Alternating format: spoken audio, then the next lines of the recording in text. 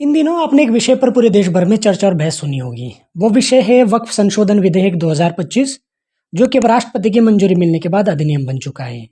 चलिए समझते हैं क्या है वक्फ का मतलब और वक्फ संशोधन अधिनियम 2025 में क्या प्रावधान किए गए हैं। दरअसल वक्फ एक अरबी शब्द है जिसका अर्थ होता है ठहरना। इस्लाम को मानने वाला कोई शख्स अल्लाह के नाम पर या धार्मिक कार्यों और परोपकार के लिए अपनी चल या चल संपत्ति को दान कर सकता है। तो ऐसी संपत्ति को वक्फ कहते हैं। इसके बाद ये संपत्ति सिर्फ परोपकार के नाम में इस्तेमाल की जा सकती है।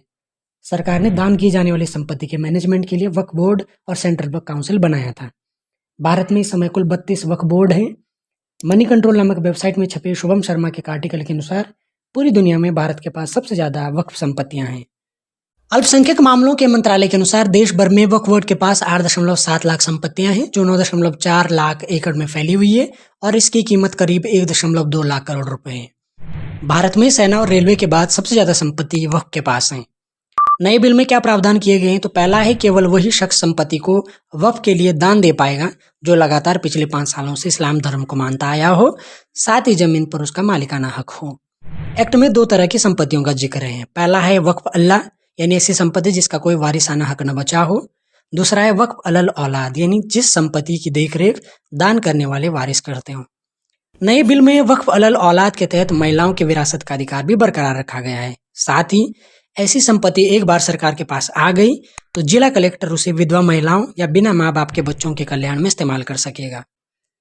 नए प्रावधानों के अनुसार वक्फ का दावा माना जाएगा या नहीं, यह सिर्फ जिले का डीएम अपने विवेक से तय करेगा। दूसरी बात यह कि किसी संपत्ति पर वक्फ बोर्ड पहले सर्वे करता था और फिर यह बताता था कि संपत्ति वक्फ है या नहीं, लेकिन नए कानूनों के तहत यह अधिकार भी डिस्ट्रिक्ट मजिस्ट्रेट को दे दिए गए हैं। यह फैसला इसलिए लिया गया है कि कई मामलों में सालों से सर्वे रुके पड़े हुए हैं। कई राज्यों में तो ये सर्वे अभी शुरू भी नहीं हुए।